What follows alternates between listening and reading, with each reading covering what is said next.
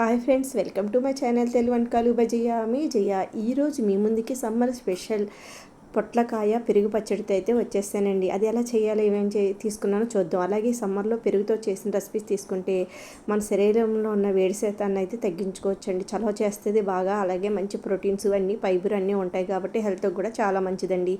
అయితే దానికోసం ఒక పొట్లకాయని నేను అక్కడి నుంచే కట్ చేసి తెచ్చుకున్నానండి. పొట్లకాయ రూపంలో మనం తెచ్చుకోలేం కదా మార్కెట్ నుంచి, అందుకని దానిపైన ఉన్న వైట్ పేపర్ తీసేసి స్పూన్తో కానీ చాకుతో ఇలా అంటే రఫ్ చేస్తే వచ్చేస్తుందండి. దాన్ని అలాగే సన్నంగా ముక్కలుగా కట్ చేసుకున్న దానికోసం ఇలాగా చూసారు కదా, పచ్చిమిర్చి, ఒక తెల్లుల్లిపాయి. నేను ఎటువంటి కారం వాడినండి. ఇలాగ మీకు చూపించిన మసాలా దినుసులన్నీ ఇలాగా కచ్చాబచ్చాగా చేసి పచ్చిమిర్చి అన్నీ వేసి అవి ఏంటనుకున్నారు, ఒక స్పూన్ ధనియాలు, అర స్పూన్ ఏమో జీలకర్ర, ఒక 4 మెంతులు, కొంచెం సోపు గింజలు, అల్లం, వెల్లుల్లి, ఈ పచ్చిమిర్చి అండి. ఇవన్నీ ఒక పల్స్ మూడ్లోనే కచ్చాబచ్చా చేసి అలా చేసుకోవడం వల్ల టేస్ట్ బాగుంటుంది. చూసారు కదా, ఆయిల్ కూడా నేను ఎద్దుగా నూనె దగ్గర తెచ్చిన వెర్రి నువ్వుల నూనె అండి. ఆరోగ్యానికి ఇది ఎంతో మంచిది, కొలెస్ట్రాల్ కరగడానికి కూడా. ఇలాంటి మంచి మంచి రెసిపీస్ చేసుకున్నప్పుడు ఇలా మట్టి దాకుల్లోనే మంచి ఆయిల్ వాడి చేసుకుంటే హెల్త్కి కూడా మంచిది. మనకు కావాల్సిన పోషకాలన్నీ అందుతాయండి. చూసారు కదా, కొంచెం ఆయిల్ వేసుకొని మనం ఆయిల్ కూడా ఇలాంటి పెరుగుతో చేసుకుని ఇట్లా ఎక్కువ ఆయిల్ కూడా వాడవసరం లేదండి. సమ్మర్లో ఎక్కువ ఆయిల్ చేసుకోవడం వల్ల దాహం వేస్తుంది కదా ఫ్రై కర్రీలకి, అందుకని చెప్పి. చూసారు కదా, ఆ పేస్ట్ కొంచెం మగ్గిన తర్వాత కొంచెం కరివేపాకు రమ్మలు కూడా వేసి ఫ్రై చేశానండి. కొంచెం ఇలా ఫ్రై అంటే పచ్చివాసన పోయే వరకు ధనియాలు, జీలకర్ర, కొంచెం మెంతులు, అలాగే కొంచెం సోపు, అల్లం, వెల్లుల్లి, పచ్చిమిర్చి అండి మనం చేసిన పేస్ట్. మరి ఒకసారి చెప్తున్నాను. అది చూసారు కదా, పచ్చివాసన పోయే వరకు అయిన తర్వాత ఈ పొట్లకాయ ముక్కలు కూడా చక్కగా ఇలా కట్ చేసి, కొంతమంది అయితే ఉప్పేసి పిసికేస్తారండి. అందులో ఏమైనా పసరుంటే పోద్దని, అప్పుడు త్వరగా మగ్గిపోతాయి కూడాను. నేను ఇంక లేతగా ఉందని అలా ఉప్పేసి పిసకలేదండి. చూసారు కదా, మనకి అందులో రసం కూడా మనకి అందులోనే మగ్గిపోతే మనకి అందులో ఉన్న పోషకాలన్నీ మన శరీరానికి వెళ్తాయి కదా. ఇలా పిసికిసా జ్యూస్ పాడేస్తే మన పోషకాలు అందవు కదండి. ఇలా మట్టి పాత్రలో కానీ మనం ఏవైనా ఫ్రై కర్రీలు చేసినప్పుడు పైన ప్లేట్ పెట్టి వాటర్ వేసుకుంటేనండి మనకి కింద అడుగంటకుండా మాడకుండా ఉంటాయి. చక్కగా పైన కింద సమానంగా మగ్గి త్వరగా మగ్గుతుందండి కూర అనేది. వేపుడు చేసుకున్నప్పుడు కూడా అలా పెట్టుకోవచ్చండి. చూసారు కదండి, అలాగా నీళ్ళు వేసి పెట్టి మధ్య మధ్యలో కలుపుతూ ఉండాలండి. మట్టి దాకా కొంచెం హీట్ ఎక్కువ వద్దు కదా, అడుగంటూ ఉంటుంది.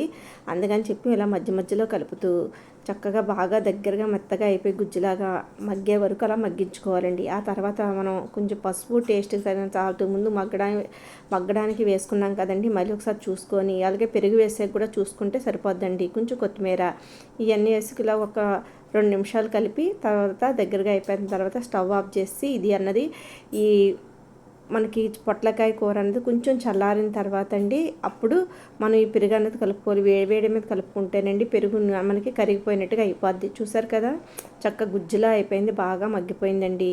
ఇప్పుడు స్టవ్ ఆఫ్ చేసేస్తాను. చూసారా, అలా కొంచెం మెత్తగా అవడానికి కూడా అలా మెదుపుకోవచ్చు. నేను ఇంకా చిన్న చిన్న ముక్కలు కూడా కోసాను కాబట్టి బాగానే ఉందండి, బాగా త్వరగా మగ్గిపోయింది. ఇప్పుడు తాలింపు కోసం అయితే ముందు మన పోపు దినుసులు ఏమీ వేసుకోలేదు కదండి. ఇలా పెరుగు వేసాక పైన పోపు అయితే ఆ ఫ్లేవర్ బాగుంటుందని చెప్పి ఇలా వేస్తున్నాను. కాలితే ముందు కూడా ఈ పోపు అంతా వేపేసుకొని ముక్కలు వేపుకోవచ్చండి. చూసారు కదండి, పోపు గిన్నె పెట్టుకొని అందులో ఆయిల్ వేసి కరివేపాకు, ఎండుమిర్చి, అలాగే పోపు దినుసులు, అలాగే కొంచెం ఇంగవండి ఇదంతా వేసి బాగా బాగా పోపు ఎంత బాగా మనకి మంచి స్మెల్ వస్తే కర్రీ అనేది మంచి రెసిపీ వస్తుందండి. ఏదైనా పోపు అని వేసుకుంటప్పుడు. చూసారు కదా, ఈ పోపు కూడా వేడివేడిగా వేయకుండా కొంచెం గోరెచ్చగా ఈ లోపల పెరిగిన ఇలా చిలుక్కొని మరి మనకి ఎక్కడాను గడ్డలుగా లేకుండా మంచి స్మూత్గా చిలుక్కొని ఎంత కావాలంటే అంత వేసుకోవచ్చండి.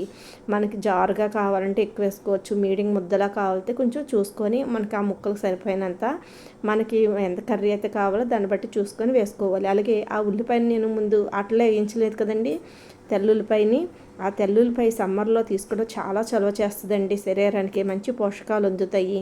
అందుకని చెప్పి దాన్ని పచ్చి ముక్కల కింద కట్ చేసి ఇందులో వేసి కలిపానండి. ఎందుకంటే మనం తినేటప్పుడు పచ్చిగా మధ్యలో మనకి స్పైసీగా చక్కగా తగిలితే తినేటప్పుడు టేస్ట్ బాగుంటుంది కదా. అందుకని చెప్పి ఇలాగా మనకు కావాల్సిన ముక్కలు అయితే వేసి కలిపిస్తానండి. ఇలా అయిన తర్వాత ఒక 1 అవర్ అలా పక్కన పెట్టేస్తే ఈ ఉల్లిపాయ ముక్కలు పొట్లకాయలకి పెరుగు రసం అంతా పెట్టి టేస్ట్ అనేది మంచిగా వస్తుందండి. చూసారు కదా, మీరు కూడా ఈ సమ్మర్లో ఇలాగే చేయండి. సమ్మర్లో ఎక్కువగా వాటర్ కంటెంట్ ఉన్న పొట్లకాయ, బీరకాయ, అలాగే ఆనపకాయ, దోసకాయ, కీర దోసకాయ ఇలాంటివే కర్రీస్ చేసుకుని తింటే మనకి వాటర్ కంటెంట్ ఎక్కువగా ఉండి వడగాల్పు తగలకుండా ఉంటుందండి. వీడియోని ఇస్తే అందరూ ఒక లైక్ చేయండి. ఈ వీడియో నచ్చిందా అండి? Thank you for watching friends.